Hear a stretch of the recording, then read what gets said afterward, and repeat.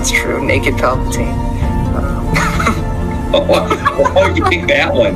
Fresh out of the clone tank, nude Palpatine is my Well, that's the first thing I think of when you say Dark Empire Palpatine.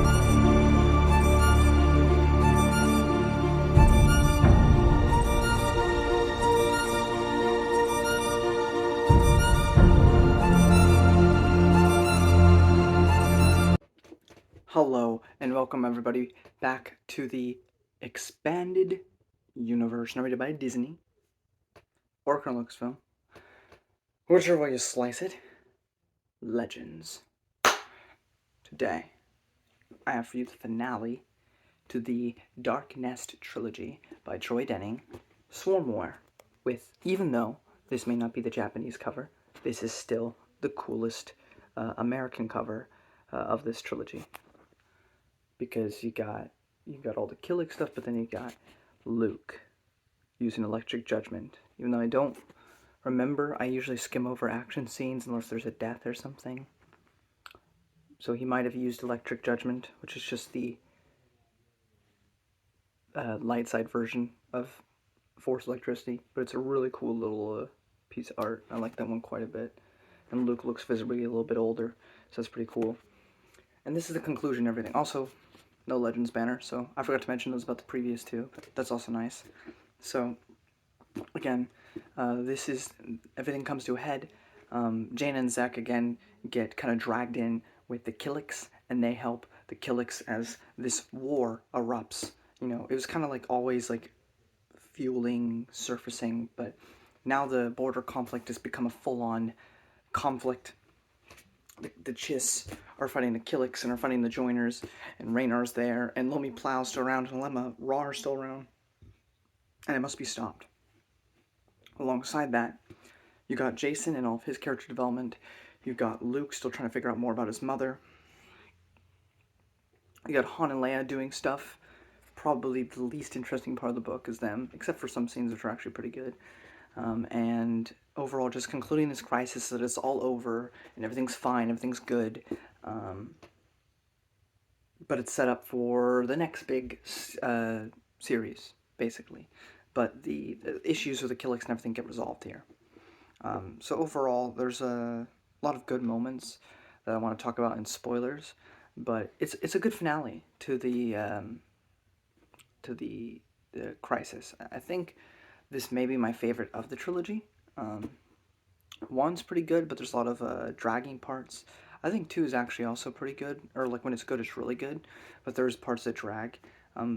This doesn't really have any dragging to me. I mean, the action scenes are a bit dragging, but that's because I don't like action in novels. It just doesn't appeal to me. It's like, we'll see how I feel with the Halo novels, because I'm sure there'll be a lot of action, and I just won't care, because I'm not much of an action person. But that being said, there were some action scenes that genuinely hooked me in here.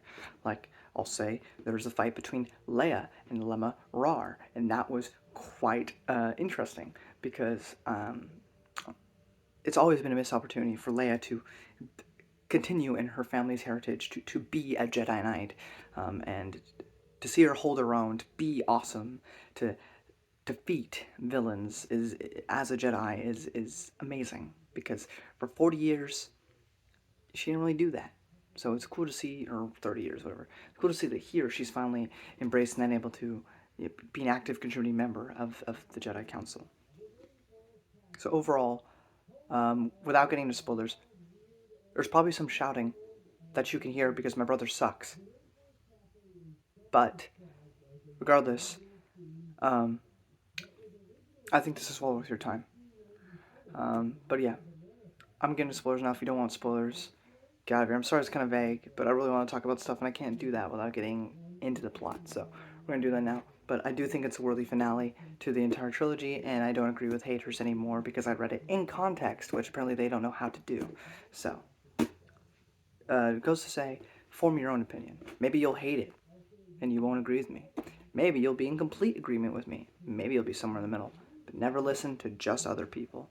But this is my perspective and my response to others who may not approve of such stories. But that's all on that. I'm going to get into spoilers now. I do think it's a worthy finale. Check it out. On to my spoiler review. Okay, now I can get to meat and potatoes, because I gotta get to work soon, and I was more interested in talking about the meat and potatoes of it anyway. Um, there's a good scene in the beginning with Jason talking to Luke. And again, I just continue to enjoy everything about Jason in this trilogy.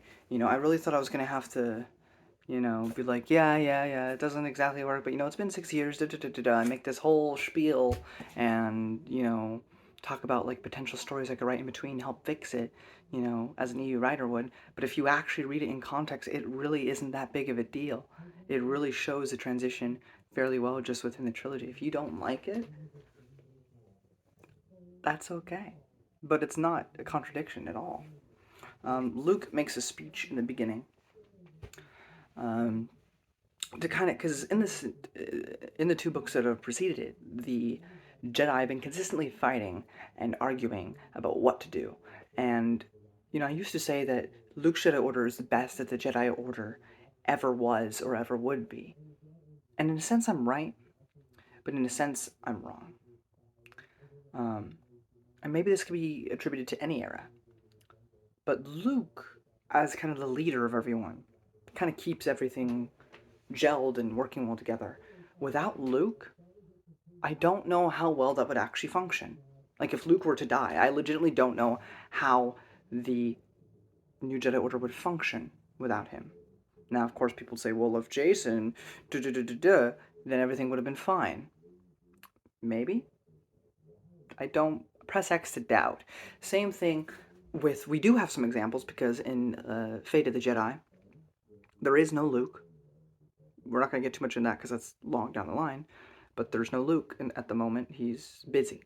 So things kind of fall into disarray shortly after. So sort of thing of, as long as Luke's in charge, yeah, the Jedi Order's peak that it's ever been. But without him, not so much. So he kind of tries to. He doesn't really mean it, but then he ends up having to mean it later on.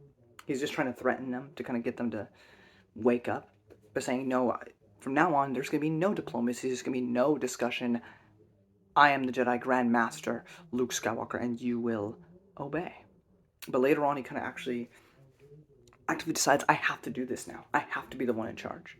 Now, by the end of the story, he will make a new Jedi Council, which there was a Jedi Council already established in New Jedi Order, but that was one that was in direct communication with the chief of state and with some political and military figures. This was meant to be like the perfect solution to all of the Star Wars problems. Just have them talk it out all the time, but we see clearly how that doesn't work in this trilogy. We see how things fall apart. Again, people want this fairy tale happy ending in Star Wars, which, I mean, fair enough. It's for children, right? That's the argument that's always made until they talk about New Jedi Order, which is not for children.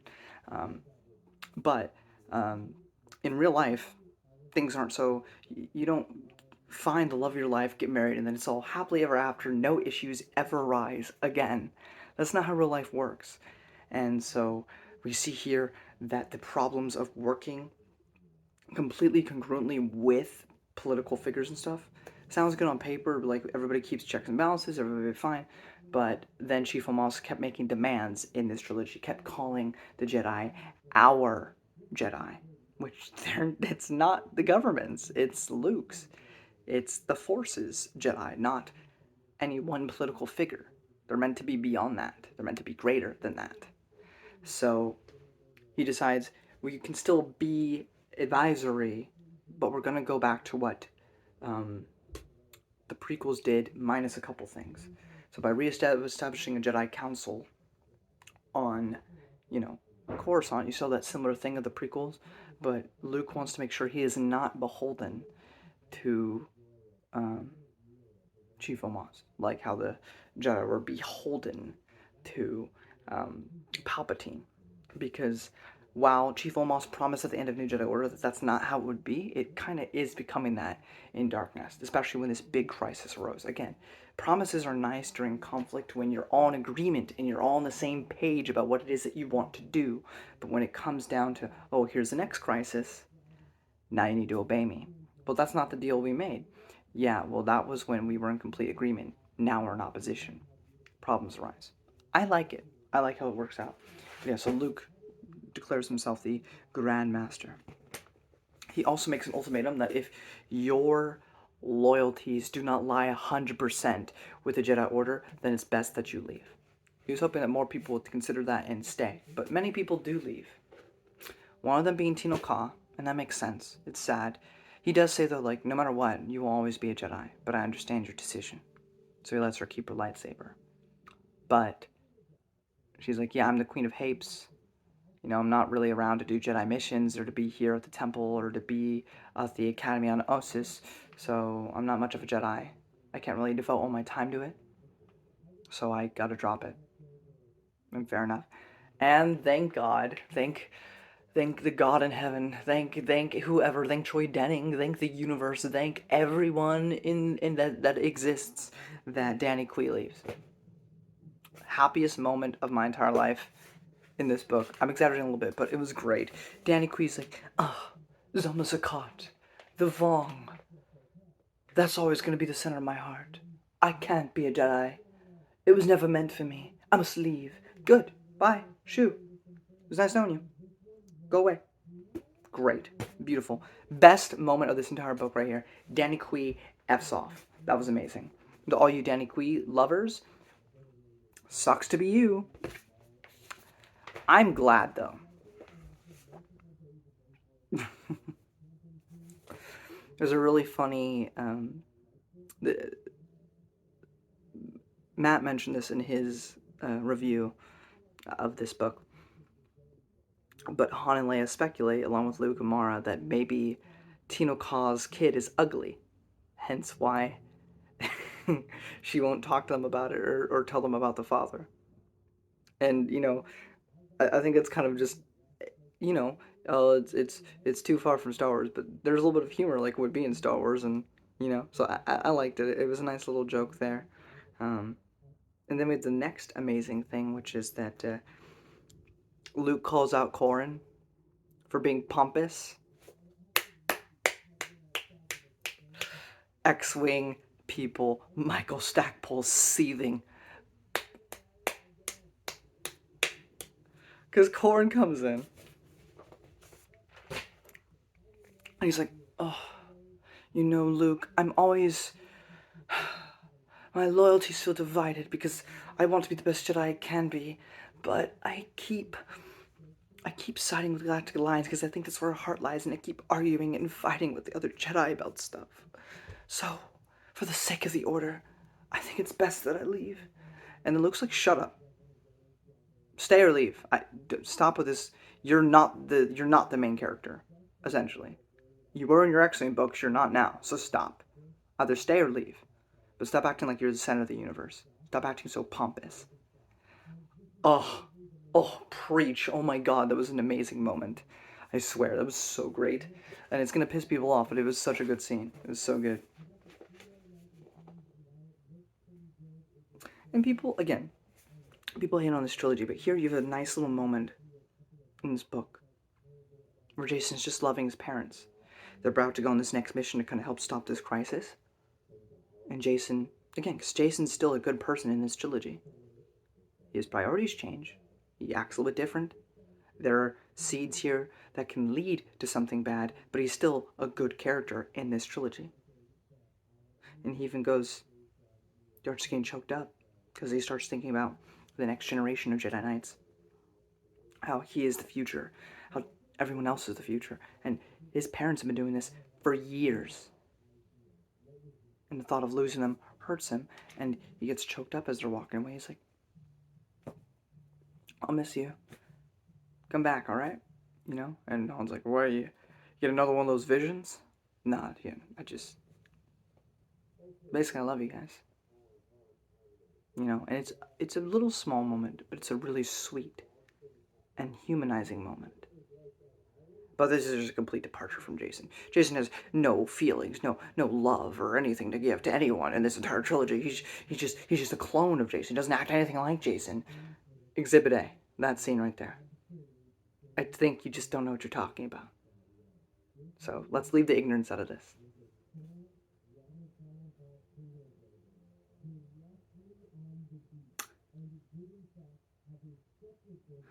Then we have Madame Thole.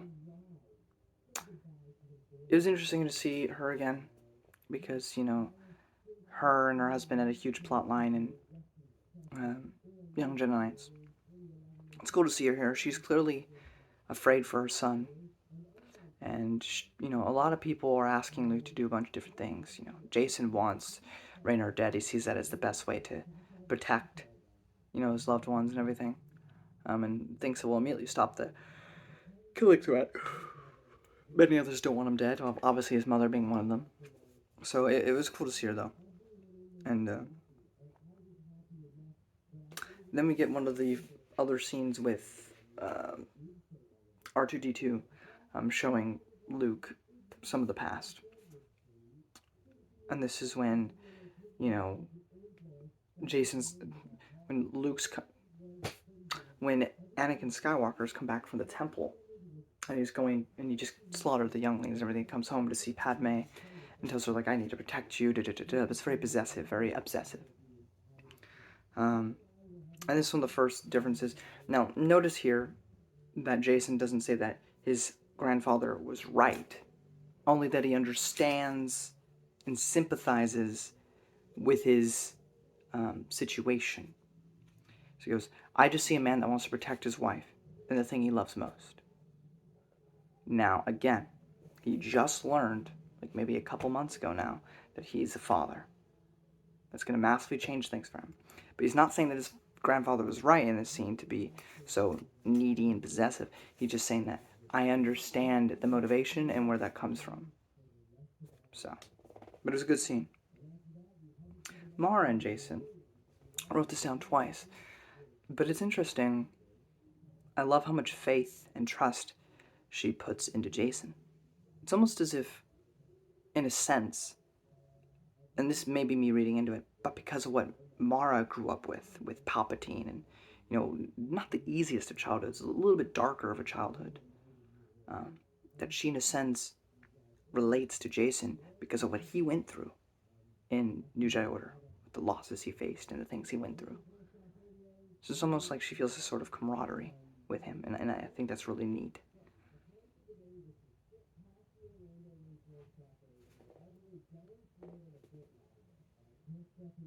The first Lomi Plow flight does not go well,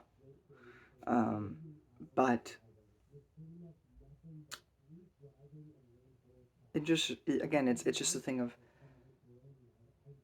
Luke gets scared because we learn that he doesn't really fear himself losing or dying or anything. It's the people around him that he fears for. Now, he always controls it. He's a light side user, so it doesn't affect his judgment. But that is his greatest fear, and the Lomi Plow kind of uses that against him. So he kind of freezes up. And Jason gets stabbed by one of the lightsabers after he sliced her, and then because he was trying to block. Because Mara was going to die. Straight up, if Jason wasn't a part of this conflict, Mara would be dead right now, because she aims straight for Mara's skull, and Jason blocks it with his lightsaber, and then he gets stabbed by the other lightsaber Lomi Plow's holding. So then Mara goes underneath his armpit, and then shoots her in the chest. It was just a really cool scene. One of the best fight scenes I think I've seen in Star Wars. But obviously Jason's okay. But again, Jason's so different, yet here he is, protecting the ones he loves. He's not a villain in this series, so I don't get where this massive change is. And the next change that happens in the next series is because it makes sense based on what the plot gives you in that story. But whatever. There is a weird moment near the end. Leia is being interrogated by the Chiss, and when she's in her head, because the Chiss has no intention of doing this, because the Chiss are not very sexual people. But the Chiss gives her a look to intimidate her, of I want to see what you look like without your clothes on. That's what she says in her head. That's what she feels like he's trying to give her the impression of. But he doesn't actually do anything like that. Only thing he does is threaten to torture Han. And so she relates that to Darth Vader doing similar tactics in, I guess, Episode 4, in parts we didn't see. So certain people have taken this to be, oh, so Vader raped her. I don't think so, because his little bitty bits are most definitely burnt off. So I I think you guys are just being insane and stupid. I mean, I don't. I mean, it's a little weird this sentence, but I don't think it means to imply that anything like rape happened to Leia. But even if it did, which it didn't, but if it did, Vader's a villain, and he would have had no idea who she was in Episode 4. But that's not what the text is implying at all. So it is a little weirdly phrased, but at most, like, it was the threat of doing something like that to her, but never actually doing anything like that to her. But it is a little weird phrasing. I don't particularly like that it's said at all in here. But the idea to construe this with rape is quite insane to me. Um, but in fact, I think if you think that's the direction that Troy Denning was going for, I think this is more about you than it does the text.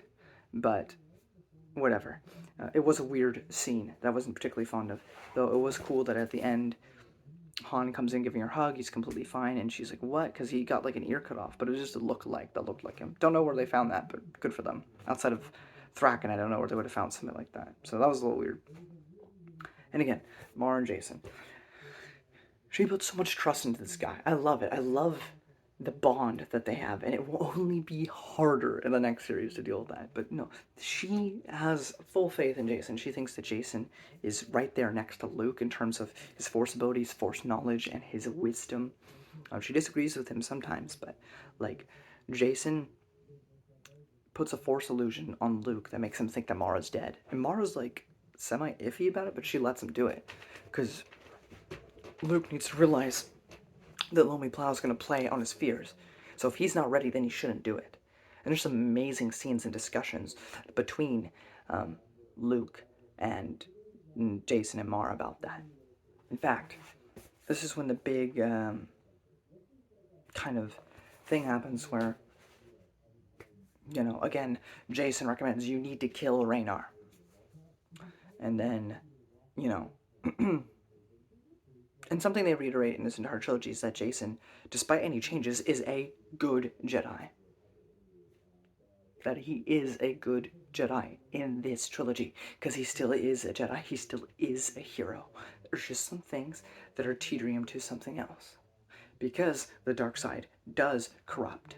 And one of the facts that matters is when they're talking about Vergier's philosophy, he says that, you know, he doesn't think that that's the core of what the Jedi should follow. And Jason's getting upset about that, obviously, because Vergier's like one of the most important people in his life. And it helped them win the war. It helped them find a new path. And he goes, yeah, Luke goes, yeah, but I'm not saying that Vergier's belief is immoral. It is simply amoral. It doesn't even deal with morality. It's not a factor into the belief system that Vergier has. It's based on the individual, what the individual feels about any given circumstance, based on how they feel the force is, and they interpret it that way. Again, it is literally, it's moral relativism through the means of no light side or no dark side. There is no objective right or wrong. There's the individual and the will of the force. And you follow the will of the force, everything will turn out okay, whatever the will of the force may be. Which is a little bit different than my interpretation, but it still is ultimately the same thing. Like, Vergier's philosophy was never about morality. It had nothing to do with that. It had to do with realizing that the nature of becoming dark is false. The fear of the dark side is false. Because the only way that someone like Vader or Palpatine follows the dark side is because in their hearts, their very being, they were already wrong. They were already dark. Inside themselves, there's nothing external. It's only internal. There is nothing but you and your flaws and your beliefs that turn you to such a way. There is no such thing as an external dark side spiritual influence that will change you to who you need to be or who you shouldn't be. There's nothing like that. It doesn't exist. But it's fundamentally wrong. We know it is because the expanded universe doesn't support that theory. But also, it's clear as day with the way that the Dark Nest has been influencing Lemma and stuff to Luke that no, I took Jason's advice that there was no light side or dark side, and that the Force is something greater than both, and we need to focus on that because the darkness only comes from us. But Alemma is like a perfect example of, no, here's an outside influence affecting Alemma, and now she just is bad. She didn't choose this. It was kind of forced upon her, and maybe she chose it after the fact, but that was after constant drug of darkness in her brain, in her brain, in her brain. putting thoughts and emotions in there, and now she just is content with that position. So in a sense, it's her decision, but she was still influenced. So they disagree with the entire notion that there is no light or darks anymore. Luke's going back to what he should have always had. He should never lost this, which is the idea that there is a true light side and there is a true dark side. That these are real, tangible, spiritual things that do affect you on the day-to-day, and you must always watch out for. But Jason tried to teach a different way, and Jason still disagrees. But this is one of the biggest things here, is he retracts and goes back on the new understanding that the Jedi get at the end of Unifying Force, and I like that. Because the franchise doesn't agree with James Luceno and other people's premises in New Jedi Order, but that was meant to be the big change, the big difference, to make a happy ending for everyone. This new understanding of the Force. And it's an interesting concept. It's really interesting and fun, but it doesn't compute with the series as a whole. So, I rather like that. But obviously, Luke is going to go face Lumi Plow and Raynar alone because Jason is injured and so is Mara, so they can't help.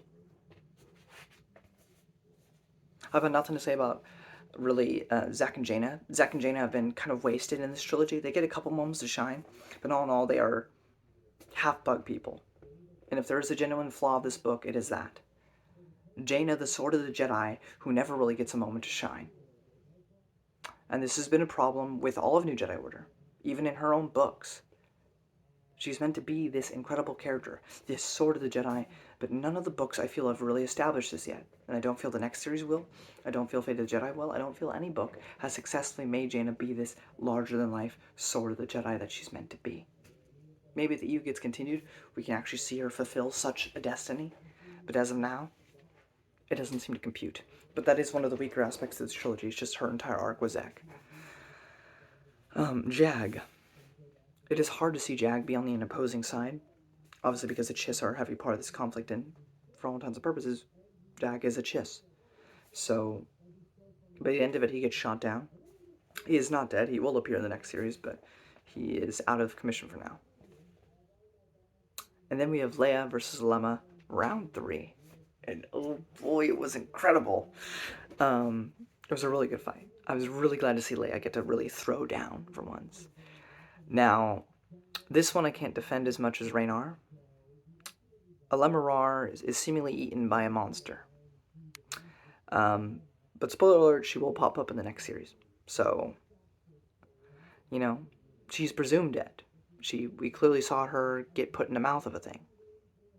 But I will argue, just to play devil's advocate, well, guess what? Darth Zion cracks, boils, breaking apart at the seams. Only thing keeping him alive is hatred. Vader gets an entire building dropped on him, but his anger and hatred for himself keeps him alive. Oh, how about this? I know we don't like to talk about it, but it's still a part of the EU whether we like it or not. Darth Maul.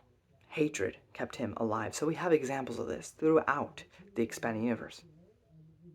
Hell, if you want to go far enough, you could technically argue that Lord Nyax in Rebel Stand also was a similar capacity with that. So we have examples throughout the EU of something surviving just off of pure hatred in the Force. So it is a bit of an issue when it comes to Lemar, because she was clearly meant to be eaten. But at the same time, I think we also have Starkiller who was about to be eaten by something, and he ripped his way out of that. So, there's precedence for it in the EU, even if it's stupid. So, do I think Amala Marar should have probably died here? A little bit. I think most of her development was kind of done. But, they do use her effectively in the next series. But, again, there's precedence for her surviving, so I don't mind it too much.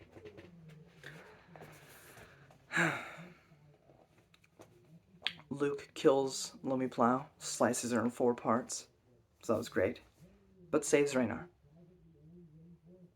And we don't really see much of Raynar till Fate of Jedi, but there's still some amazing character arcs for Raynar to go through, and I hope if the EU ever gets continued, we get more of Raynar, because he's one of my favorite characters, and he has a tragic story here, and I think it's worth telling more stories with him. I already gonna mention the New Jedi Council prequels. Wah, I said to the people that complain about it. And then foreshadowing, with the whole idea of what would the Jedi Order be like without him, which Fade the Jedi will answer. Another thing I forgot to mention that I really like is Pelion in this book. He's not in it much. He's a rather small part, but there's a fantastical part where Luke mentions, like, I know you love fighting, but this isn't the best move. We need to find peace. And you think Pelion's gonna get mad, but he's like, it's not about fighting necessarily. It's about the battle itself, the artistry of it, the beauty of the battle and the techniques and the strategizing against your opponent that I thrive for, that I love, that I miss since I've come out of retirement. And that's just so Pelion. And he even says, maybe there's a bit more of Thrawn in me than I thought I let in. And it's just a little moment. But it's a glorious moment for Pelion. It's so in line with him. And again, you know, sure, I want everybody I love to live a happy and peaceful life, but at the same time, all I'll say for next series is this man loves not war, but he loves a good chess battle, a good strategy against an opponent. He doesn't like sitting on his butt. He doesn't like being on the sidelines. He likes being involved, no matter how old he is. So, all I'll say for next series is they handled him perfectly, in my opinion. But overall, this trilogy, is it boring? Is it the most awful, boring thing in existence? No, it's not. Is it the most thrilling, amazing thing in existence? No. It is okay. It is not the greatest thing ever. It is a decent, like, the main plot is decent. It is fine. It is serviceable. Some parts drag more than others. But it is certainly not as boring as the Force Heretic trilogy was, or might I get another seizure thinking about Bounty Hunter Wars again, or Stealth and Siege again, or Approaching Storm again, or Fatal Alliance again, or Dawn of the Jedi Into the Void again. No. This is a fine series. It is decent. The first two books felt more like a Bantamara novel, then it kind of turned more back into the Del Rey sort of era. But regardless, it was a fun little conflict, and the main reason to read it is for the whole Jason arc. Jason, by the end of the series, is still a good guy. He's not some evil mastermind. He's not this radical, just awful departure from his character in New Jedi Order, like how could Troy Denning? No, he's just slightly different, because it's been 6 years, and there'll be another 5-year jump before the next big arc. His priorities have changed, because he's a father now, and she's the most important thing to him in his entire life. But he still loves his family. He loves the Order. He wants everybody he cares about to be safe and well. He'll defend his family. He'll protect his family. He may not always agree with his family on every little thing. He doesn't want things to die needlessly, only when necessary. Again, the transition started in book 2, and there's more here. There's 5 years of a gap where more could be developed with this character. But this transition is perfect, because he's at a stage now where if he turned in the next book, it would make a little bit more sense than it would if that was the next arc right after Unifying Force. This is a transition piece. This is meant to make you be accepting of that. But it is not out of character. If you read it in context, if you read it in good faith, I think you'll see it too. And it's okay if you disagree. But I've really tried to see what everybody else has been saying, and I just don't. But I guess that's why we're individuals with our own different opinion. I have a couple other things to talk about before we get to Legacy of the Force. I'm going to do a proper review of Supernatural Encounters by Joan Bongiorno. Non-spoiler, of course. And a couple fan fiction.